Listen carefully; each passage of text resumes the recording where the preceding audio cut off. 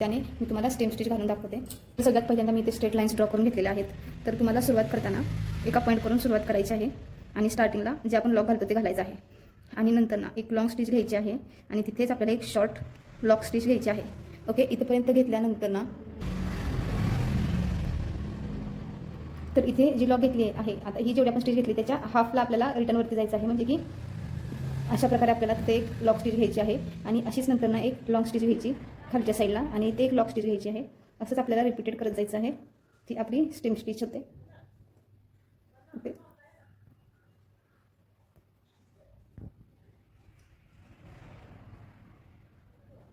आता ही स्टिच आपल्याला एका स्ट्रेट लाईनवरती घालायची आहे. या प्रकारे आपली ही स्टेम स्टिच अशी दिसते.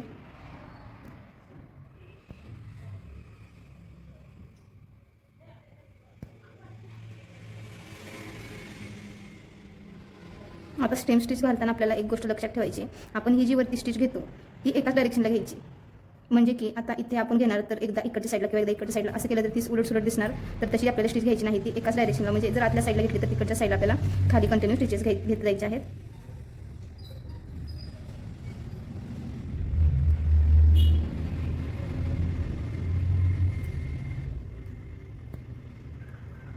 तर अशा प्रकारे ही आपली नॉर्मल स्टेम स्टिच आपण घेतलेली आहे. इकडे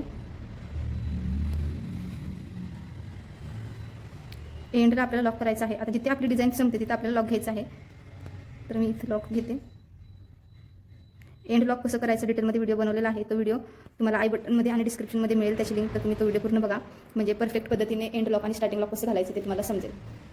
तर इथं आपण नॉर्मल थ्रेडने स्टेम स्टिच घेतलेली आहे. आता या लाईनवरती आपण सिल्कच्या थ्रेडने स्टेम स्टिच घेऊन दाखवते मी तुम्हाला. याच्यावरती सेम पद्धतीने आपल्याला स्टेम स्टिच घालायची आहे. तर सिल्क थ्रेडनेही आपल्याला सेम पद्धतीने स्टिचेस घालायचे आहेत. आता इथे मी डबल सिल्कचा थ्रेड घेतलेला आहे. तर जसं आपण स्टार्टिंगला लॉक घेतो तसं इथे लॉक घ्यायचा आहे आणि सेम मेथडने आपल्याला इकडे स्टिचेस घेत जायचे आहेत.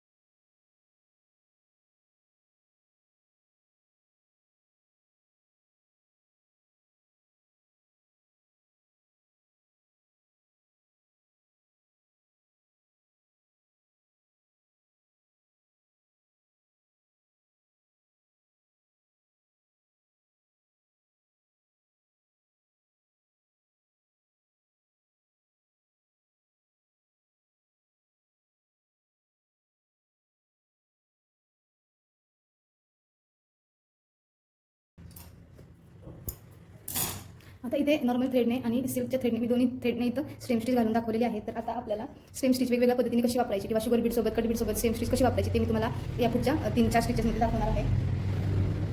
तर सगळ्यात पहिल्यांदा आपण शुगर बीटने स्टेम स्टिच कशी घालायची ते मी तुम्हाला दाखवते. तर शुगर बीट अशा प्रकारचे मी इथे घेतलेले आहेत.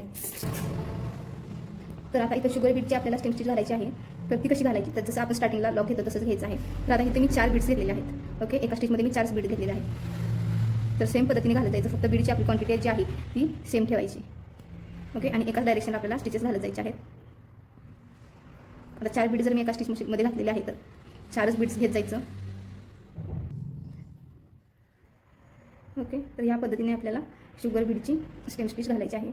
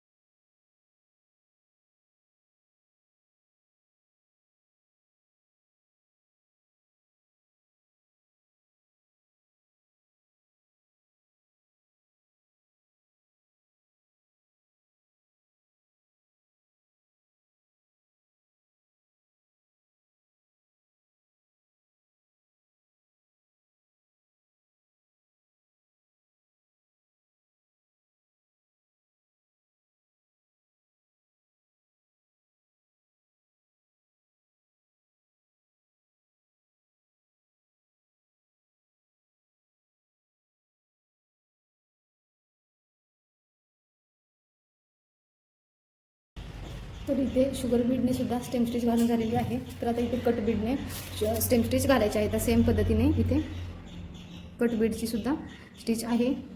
तर इथे तर जर तुम्ही 3 बीड्स घेतले तर 3 बीड्स घ्यायचे, 4 घेतले तर 4 घ्यायचे असं.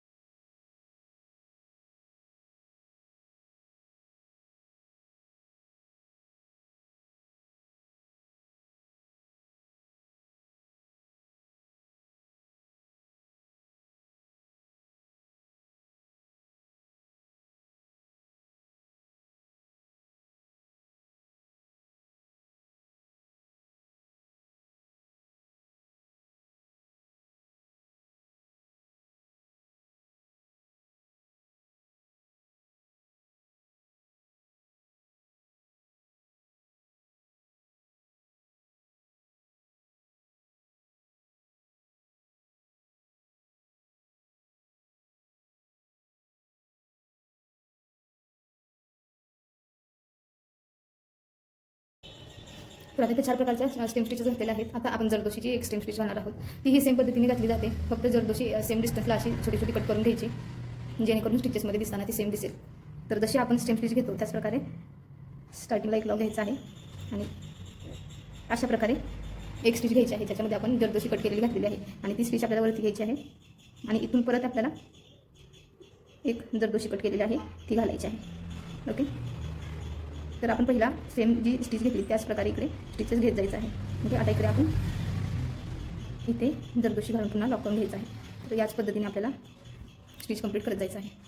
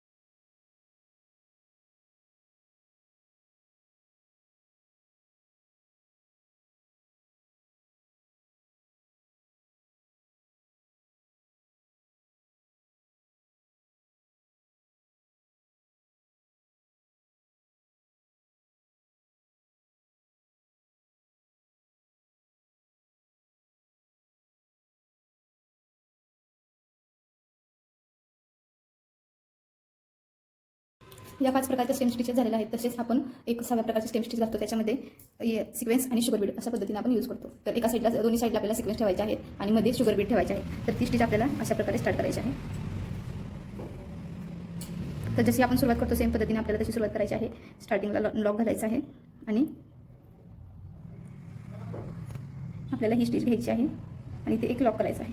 तर ती स्टिच आपल्याला पुन्हा वरती घ्यायची आहे आणि इथे एक लॉक करायचा आहे. ओके. तर सेम पद्धतीने आपल्याला स्टिच घ्यायची आहे. फक्त ही स्टिच घेताना आपल्याला याच्यामध्ये सिक्वेन्सचा वापर करायचा आहे.